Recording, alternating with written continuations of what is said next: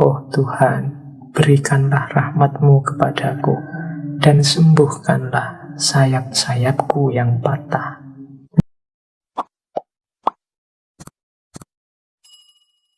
Assalamualaikum warahmatullahi wabarakatuh. Nah, saya membaca narasi-narasi kepedihan, narasi-narasi penderitaan dalam cinta. Itu saya kategori psikologi, bagaimana psikologi orang yang sedang mengalami rasa sakit, mengalami penderitaan. Itu saya kasih gambar fase-fasenya. Jadi ini sebenarnya tidak hanya urusan cinta, sakit apapun yang sifatnya psikis, mungkin ditinggal orang yang kita cintai. Hari ini kan banyak saudara-saudara kita, teman-teman kita, guru-guru kita yang meninggalkan kita, lebih disayangi Allah. Ada yang mengalami rasa sakit.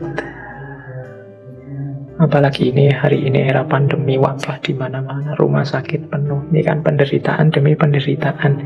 Zaman dulu, saya lupa bulan apa, awal-awal corona itu kita membahas juga tentang penderitaan. Nah, kalau saya ringkas, mentalnya orang yang menderita itu urutannya seperti ini. Jadi bunyinya. Dan itu juga saya temukan dalam novel Al-Ajnihah Al-Mutakatsirah. Jadi diawali dari pengingkaran, tidak terima, not me. Kemudian dilanjutkan dengan mempertanyakan, why me. Kemudian dilanjutkan dengan permohonan, please not me. Kemudian berlanjut menjadi depresi, putus asa, why it still me. Kemudian dilanjutkan dengan negosiasi, I will, but, titik-titik. Dan yang terakhir baru it's okay. Jadi terakhir, kalau sukses melalui rasa depresi, rasa sakit berkepanjangan, biasanya terus baru diterima. Jadi yang paling awal orang itu ketika mengalami penderitaan biasanya mengingkari, not me, enggak. Kayak ada yang mungkin teman-teman merasa tiba-tiba ngereges, tiba-tiba kehilangan rasa. Itu biasanya pertama-tama denial, enggak, aku enggak kena corona kok. Ini paling demam biasa. Mungkin ada orang kesayangan yang dipanggil oleh Allah, itu biasanya pertama denial, enggak. Ini dia bisa sembuh, enggak, ini mungkin hanya tidak sadar sementara, mungkin koma saja. Ini denial, not me. Mungkin masih bisa diselamatkan, mungkin ini not me. Jadi biasanya serangan pertama itu kita ingkari, denial, bukan aku. Enggak begitu. Nah, di proses selanjutnya, ketika memang sudah jelas, sudah nyata, sudah konkret bahwa penderitaan itu memang kita alami, menimpa kita, biasanya terus ada fase mempertanyakan, why me? Salahku apa? Dosaku apa? Keliruku di mana? Mengapa aku kok dihukum seperti ini? Dan seterusnya, itu why me? Mengapa kok aku? Yang lain yang harusnya lebih pantas dipanggil dulu malah tidak dipanggil. Ini orang yang aku cintai yang dipanggil. Salahku apa? Itu why me. Itu fase kedua. Jadi setelah mengingkari kemudian mempertanyakan, ya tetap ini karena pertanyaan retoris yang ya entah ditanyakan pada siapa, ya jawabannya juga ya tidak ketemu, tapi tetap ada mempertanyakan. Ini semacam protes, mungkin juga kepada Tuhan, salahku apa, dosaku apa. Setelah fase ini terlewati, biasanya masuk ke fase ketiga. Fase ketiga ini, please not me. Tolong jangan aku. Tolong jangan aku ini. Ya aku terima, akhirnya memang aku mengalami ini, tapi semoga ditunda dulu. Iya, ternyata aku memang corona. Semoga tesnya tadi keliru. Semoga ini seminggu saja selesai. Please not me. Nah, ini biasanya mulai banyak doa-doa, mulai banyak mendekat ke Allah. Itu biasanya fase please not me. Tolong jangan aku, tolong sembuhkan aku, tolong kembalikan dia, tolong bangunkan aku kalau ini mimpi. Itu please not me. Kalau fase ketiga ini dilewati, masuklah ke fase yang keempat. Fase yang keempat itu why it's still me. Mengapa kok tetap aku? Ternyata dia memang benar-benar pergi. Ternyata aku ini memang sedang sakit parah. Ternyata aku benar-benar corona. Ternyata aku benar-benar mengalaminya. Nah itu, ini ada kemarahan muncul. Why it's still me. Ini yang tadi saya sebut depresi. Jadi stres. Ternyata benar dia pergi. Ternyata memang benar aku ini penyakitku banyak. Ini orang mulai depresi. Tapi kalau bisa mengatasi stres, mengatasi depresi, biasanya masuk ke fase selanjutnya. Fase selanjutnya itu, di situ saya tulis I will, but I will itu oke lah, enggak apa-apa. Tapi semoga aku cepat sembuh. Oke, dia pergi, tapi tolong kuatkan aku, sabarkan aku. Tolong beri aku ketabahan. Nah, itu I will, but. Jadi ada negosiasi. Semoga setelah ini rezekiku tetap lancar. I will, but. Semoga setelah ini keluargaku tidak ada yang seperti aku, cukup aku saja. Itu I will, but. Setelah mengalami fase ini, biasanya terus it's okay. Tidak apa-apa, diterima. Ya memang kondisiku seperti ini. Nah, jadi dari orang pukulan pertama, kesulitan pertama, penderitaan pertama, itu ada pergeseran mental sampai level kita terima, ya mau gimana lagi. It's okay, tidak apa-apa wis. Nah itu. Jadi saya tidak tahu ini kalau dari sisi pandemi kita ini ada di mana.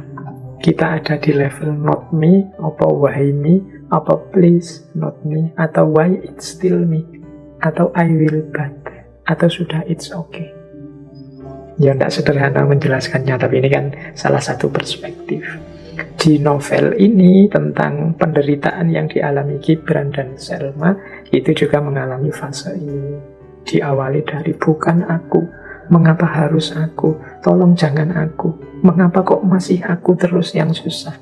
Oke lah kalau begitu asal dia bahagia.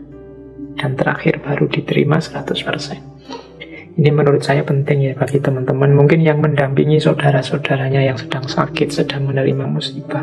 Tolong perhatikan level-level mentalnya ini.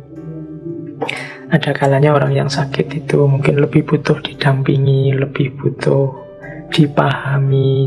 Kadang-kadang kita ini kan kesusu, pingin nasihati, pingin tutur-tutur, pingin yo pasrahkan saja semua pada Allah, kamu harus sabar kamu.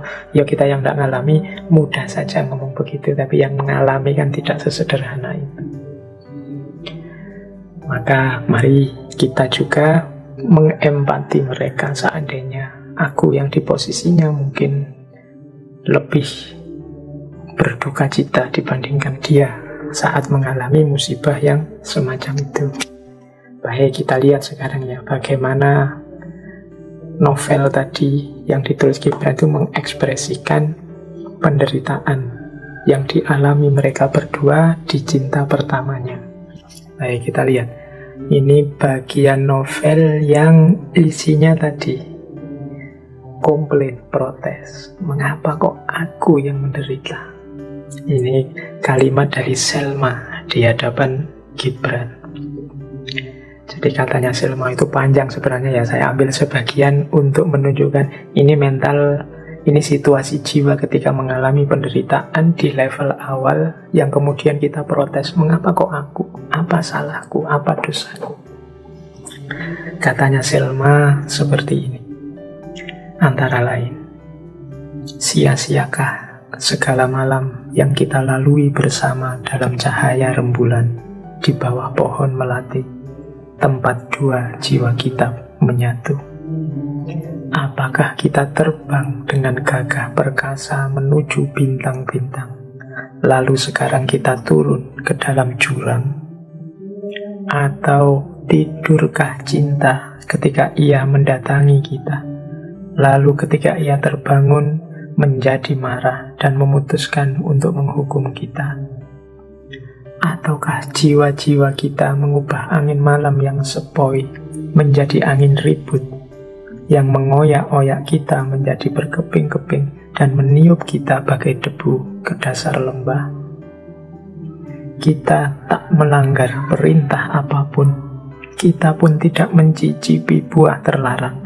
Lalu apa yang memaksa kita meninggalkan surga ini?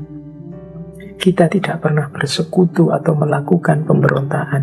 Lalu mengapa sekarang harus terjun ke neraka penderitaan? Jadi, apa salahku, apa dosaku, apakah yang kita lakukan selama ini keliru, apakah yang kita lakukan selama ini membuat Tuhan marah, membuat cinta tersinggung, dan lain sebagainya. Jadi ini situasi ketika jiwa kita menggugat penderitaan yang kita alami. Dan sekarang kekasih, apa yang harus kita kerjakan? Bagaimana kita akan berpisah? Dan kapan kita akan bertemu lagi? Haruskah kita anggap cinta itu seorang tamu asing yang datang malam-malam dan meninggalkan kita pagi hari? Ataukah kita menganggap rasa kasih sayang ini sebagai impian yang datang dalam tidur kita dan pergi ketika kita bangun? Nah, ini keluhannya Salma kepada Gibran. Oke, nah Gibran juga menjawabnya panjang lebar dengan keluhan-keluhan kesedihannya. Jadi ini saya ambil beberapa, mungkin malam hari ini yang mendengarkan ada yang butuh kalimat yang mewakili situasi hatimu. Bagaimana situasi jiwanya Selma atau situasi jiwanya Gibran yang sebenarnya saling mencintai, tapi oleh situasi yang memaksa akhirnya tidak bisa menyambungkan cinta itu. Nah, jadi Selma harus menikah dengan orang lain. Ini kalimatnya Gibran. Mungkin ada yang orang yang dicintai malam hari ini sudah menikah dengan orang lain. Ini kalimatnya Gibran menurut saya bagus. Katanya Gibran begini: besok takdir akan menempatkanmu di tengah sebuah keluarga yang damai. Namun takdir akan mengirimku ke dalam dunia pergolaan dan peperangan. Engkau akan berada di rumah seseorang yang bertabur kebahagiaan karena keindahan dan kebajikanmu. Sementara aku akan menjalani hidup yang penuh sengsara dan ketakutan. Engkau akan memasuki gerbang kehidupan, sementara aku akan memasuki gerbang kematian. Engkau akan diterima dengan ramah, sementara aku akan berada dalam kesepian. Namun, aku akan membangun sebuah patung cinta dan memujanya di lembah kematian. Nah, ini kalimatnya Gibran untuk menunjukkan bahwa aku juga tidak kalah sedihnya dengan dirimu. Engkau mungkin akan bahagia besok masuk ke keluarga yang baru, sementara aku sendirian, kesepian. Nah, ini kalimatnya Gibran. Saya lanjutkan lagi. Setelah ini ada kalimat yang menarik bahwa meskipun begitu, cintaku tidak akan lenyap. Justru yang akan menemani hari-hariku adalah cinta itu sendiri.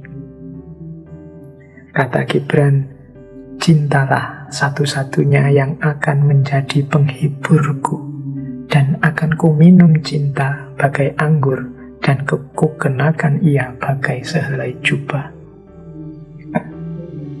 Saat fajar menjelang, cinta akan membangunkanku dari tidur nyenyak dan membawaku ke padang yang jauh. Dan di siang benderang, cinta akan menuntunku ke bawah bayang-bayang pepohonan, tempat aku bernaung bersama burung-burung dari terik matahari. Di hari petang, cinta akan mengistirahatkan diriku sebelum matahari terbenam, untuk mendengar nyanyian selamat tinggal alam semesta kepada cahaya siang, dan akan menunjukkan padaku mega memerah yang melayari langit. Di malam hari, cinta akan memelukku, lalu aku akan tidur, memimpikan dunia surgawi, tempat bersemayam sekalian arwah, pecinta, dan pujangga. Jadi ini, menurut Gibran tidak apa-apalah, cinta nanti yang akan menemani hidupku detik demi detik, baik pagi hari, siang hari, petang hari, maupun malam hari.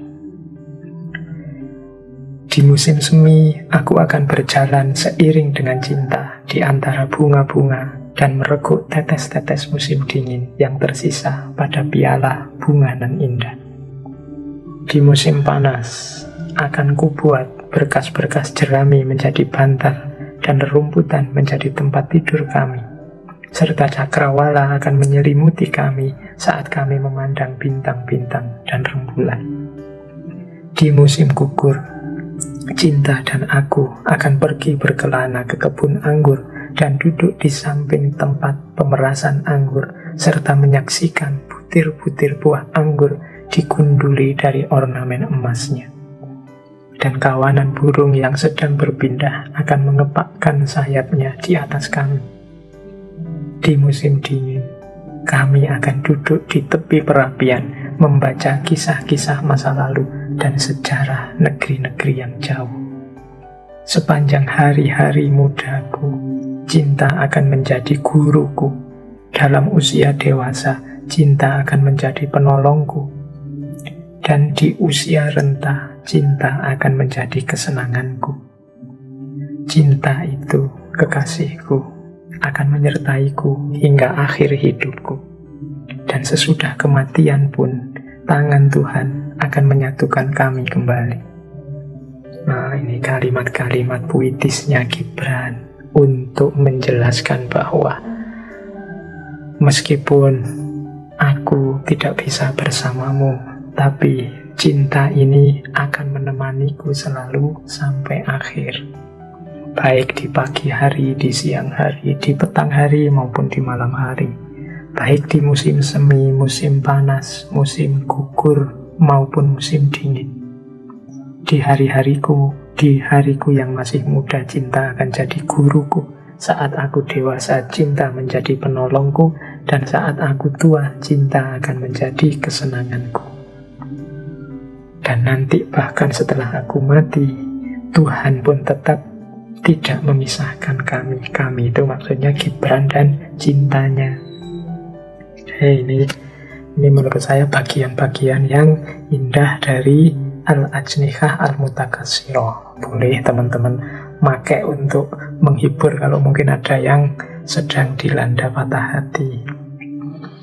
Nah, saya lanjutkan ya. Setelah itu nanti ada bagian kalimat yang dipakai judul, yaitu tentang sayap-sayap yang patah.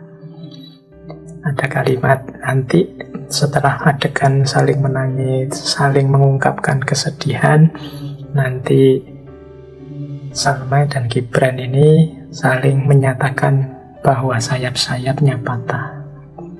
Begitu aku memegang tangan Selma dan menariknya ke bibirku, ia mendekat padaku dan memberikan kecupan pada dahiku, lalu menghempaskan diri pada bangku kayu.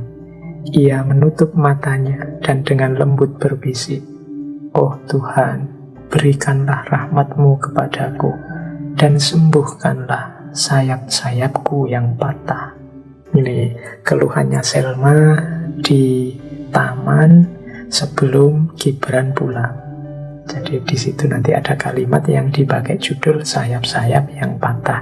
Nanti setelah pulang, Gibran juga mengucapkan kalimat yang sama. Aku sampai ke kamarku, dan seperti seekor burung yang luka tertembak oleh seorang pemburu, aku melemparkan diri ke atas ranjangku, mengulang-ulang kata Selma, "Oh Tuhan, berikanlah rahmat-Mu kepadaku, dan sembuhkanlah sayap-sayapku yang patah." Oke, ambil nafas sebentar. Jadi itulah penderitaan dua orang yang sedang mengalami cinta pertama tapi tidak tersampaikan. Baik, kita ambil tema yang sedikit berbeda. Ini bahasa saya tema kebangkitan atau tema pemberontakan. Jadi mereka berdua ini kan sedang mengalami, kalau bahasa agama itu kezaliman dari budaya, dari tradisi, mungkin juga dari otoritas agama. Maka di Al-Ajniha Al-Mutakasiro juga ada kalimat-kalimat yang memancing, mbok jangan diam saja, mbok jangan pasrah saja, mari kita memberontak, mari kita melawan situasi ini.